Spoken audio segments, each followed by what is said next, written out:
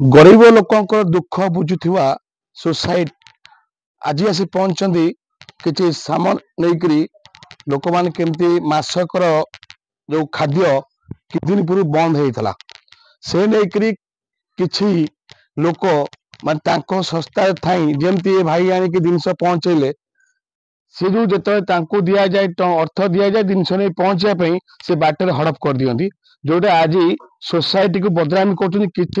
कर जो मान को रखते निजुक्ति से नहीं सोशल मीडिया घूरी बुलूँ जड़े दी जन खंडे मिछ प्रचार कर सोसाइटी की बदनामी कर बर्तमान आम आपण को वास्तव चित्र देखू आप देखिपे ये सोसाइटी जो अच्छी देखो आदे सब सामान पशि देखते आदे राशन राशन सब पशि जाई पशि एम सब प्रकार जिन मासक ये पशि से देखिपे आज ये दर्शन को दिज्व से नहीं राजकनिका राजनगर आम पाखे अच्छा जो भाई नहीं आगे कथा परिचय देवे विश्वरंजन पट्टनायक सीधा आने Biswaranjan Pattanaik Odisha state labour cooperative society Kendrapara CEO भाव कार्य केते दिन रही मु 3.5 वर्ष हो गला 3.5 रही कौन तो सोसाइटी आभिमुख्य होची अनुन्नत लोक को उन्नत रास्ता रे चले नवा जो मानकर धर जो किसी नाई निआसरा लोक ताको चलिया पे केमिति से सुविधा रे चली परियो ताको सहाय्य करिया एणु आमर विगत 2.5 वर्ष 3 वर्ष हो ये जो राशन दबा भिन्न भिन्न जगह रे भिन्न भिन्न समय रे दिया जाउछि मतलब 3 वर्ष दिया जाउछि 3 वर्ष कहबे जो राशन को नहीं ये जो आपन किछि जो अच्छ स्टाफ अच्छन धन्य सुनाखड़ा और जोड़ी बता सोशल मीडिया घुरी बोलुछि जे से लेखुचंती एरा ठक ये एक जो सोसाइटी सब मारपीट खाई जाउछि ये नहीं कोन कहबे ये नहीं मु एति कहबी मु 3.5 वर्ष लानी कार्य करूछि बर्तमान केन्द्रापड़ा भितर मोर से भली किछि नाही जो राशन दिया जाउथला से राशन आज पर्यंत दे चली छे हमें कहबे आपन तले आलू रेट अधिका थिला बर्तमान जो अपप्रचार होउछि तार कारण होउछि जे धर जो मते बर्तमान दायित्व देगला जिंस आने मु जदी न आनी मोर निजे अलवा उपाय रे किछि कर्म करली सेथि सोसाइटी कोन दायी हो ना पब्लिक दायी हेबे अपप्रचार से टाइप चलती केते लोक माने केन्द्रापड़ा जिला को स्वरूप तू ना स्वरूप एवरेज 300-400 लोक बर्तमान जाए केन्द्रापड़ा जिले में दौर मासिकिया दि ठीक ठाक दौर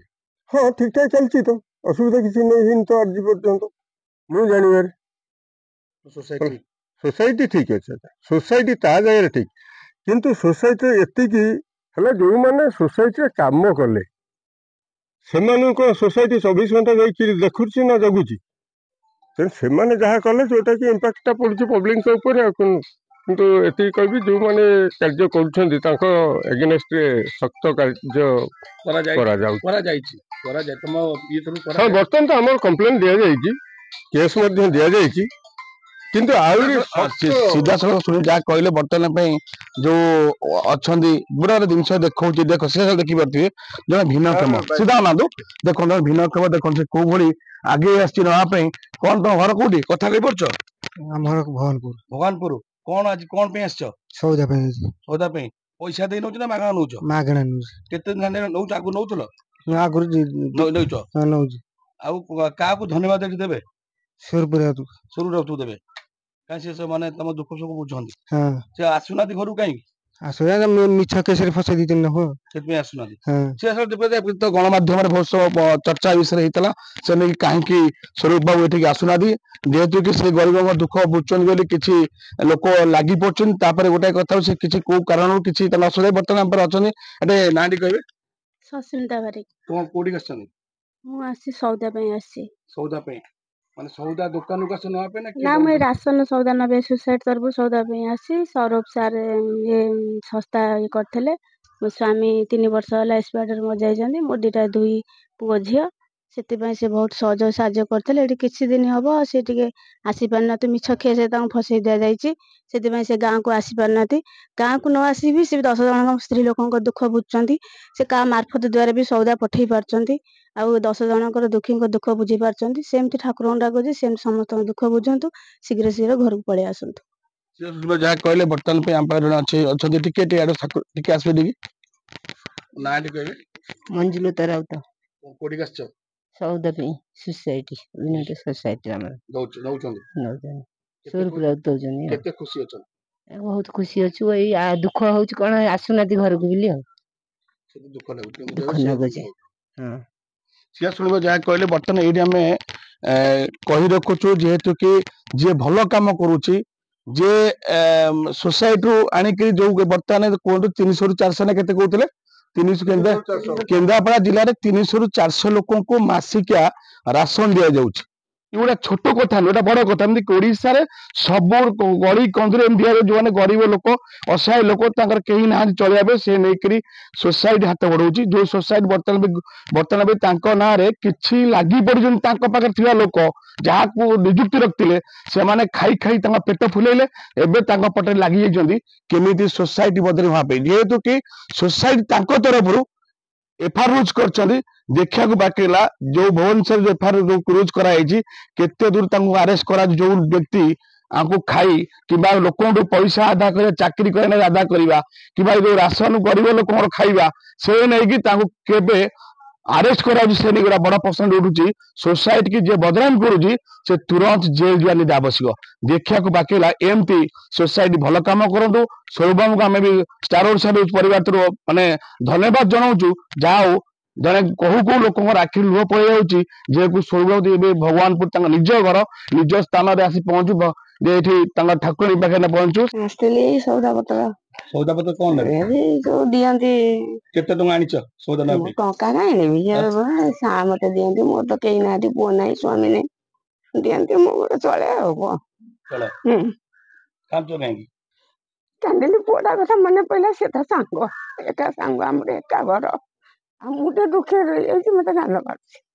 ଆସିଥାନ୍ତେ ଘରକୁ ତମକୁ ମାସେ ଜିନିଷ ଦଉଛନ୍ତି ଦଉଥିଲେ ବହୁତ ଖୁସି ଅଛି ହଁ ବହୁତ ଖୁସି ଥିଲୁ ସେ ଘରକୁ କାହିଁ ଆସୁନି କଣ ଘର ତ ଏଇ ପ୍ରକାର ତାଙ୍କୁ ଫସାଇ ଦେଇଛନ୍ତି ଲୋକମାନେ ତାକୁ ଯାହା କହିଛନ୍ତି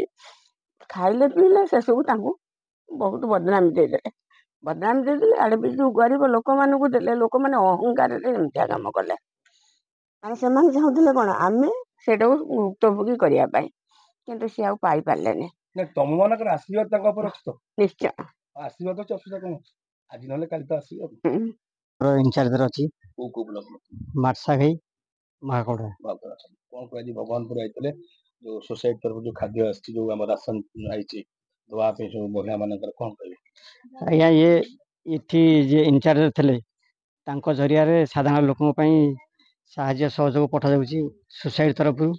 କିନ୍ତୁ ଏ ଜାଗାରେ ଆସି ପହଞ୍ଚି ପାରୁନି ସାଧାରଣ ଜନତା ତାଙ୍କ ଜିନିଷ ପାଇପାରୁନାହାନ୍ତି ତା ପାଇଁ ଲୋକମାନେ ଝୁରି ହେଉଛନ୍ତି ଯେ ଆମେ କେମିତି କଣ ଚଳିବୁ ତେଣୁ ସୋସାଇଟିର ନିୟମ ହେଲା କଣ ଯିଏ ସୋସାଇଟିର ମେମ୍ବର ଅଛନ୍ତି ଗରିବ ନିଷ୍ପେଷିତ ନିଃସହାୟ ମହିଳା କି ପୁରୁଷ ହୁଅନ୍ତୁ କି ଯାହା ହୁଅନ୍ତୁ ତାଙ୍କୁ ସାହାଯ୍ୟ କରିବା ତେଣୁ ତାଙ୍କୁ ସାହାଯ୍ୟର ହାତ ବଢ଼େଇଲା ବେଳକୁ କିଛି କୁଚକ୍ରୀ ଗୋଷ୍ଠୀର ଲୋକମାନେ ଏଥିରେ ମିଡିଲ ମ୍ୟାନ୍ ହେଇକିରି ତାକୁ ହଡପ କରୁଛନ୍ତି ତା ସହିତ ସୋସାଇଟି ମଧ୍ୟ ବି ବଦନାମୀ କରୁଛନ୍ତି ସେଥିପାଇଁ ଆମେ ଚାହୁଁଛୁ ଆପଣଙ୍କ ଜରିଆରେ ଆମର ଯିଏ ସୋସାଇଟିର ଯିଏ ପରିଚାଳକ ଅଛନ୍ତି ଶ୍ୟାମଲାଲ ପ୍ରଧାନ ବା ଶ୍ୟାମଲାଲ ସାର୍ ଯେ ଦୃଢ଼ ସହିତ ଦୋଷୀଙ୍କୁ ଦଣ୍ଡ ଦିଅନ୍ତୁ ଏବଂ ସୋସାଇଟି କି ଯେମିତି ଆମର ପୂର୍ବରୁ ଯେମିତି ଚାଲିଥିଲା ସେଇଭଳି ପରିଚାଳନା କରନ୍ତୁ ଏହା ଦ୍ୱାରା ସାଧାରଣ ଜନତା ବହୁତ ଖୁସି ହେବେ କହିବେ ଗରିବ ଲୋକ ପାଖକୁ ଆସୁଛନ୍ତି ଆଜ୍ଞା ତାଙ୍କୁ ଦଉଛୁ ବହୁତ ଖୁସି ଅଛୁ ଆଉ ବହୁତ ଦୁଃଖ କରୁଛୁ ଯେ ତାଙ୍କର ଯୋଉ ନିଃସହାୟପଣତା ଦେଖିକିରି ଆମେ ବହୁତ ଦୁଃଖ ପ୍ରକାଶ କରୁଛୁ କିନ୍ତୁ ଆମେ ଏତିକି ଖୁସି ହଉଛୁ ଯେ ଜିନିଷ ଆଣି ତାଙ୍କ କତିରେ ଦେଲା ବେଳକୁ ସେ ଯୋଉ ଆଖି ଝରା ଲୁହରେ ଯୋଉ କାନ୍ଦିକି ଜିନିଷ ନେଉଛନ୍ତି ଆମେ ସେଇଟା ନିଜେ ଅନୁଭବ କରିଛୁ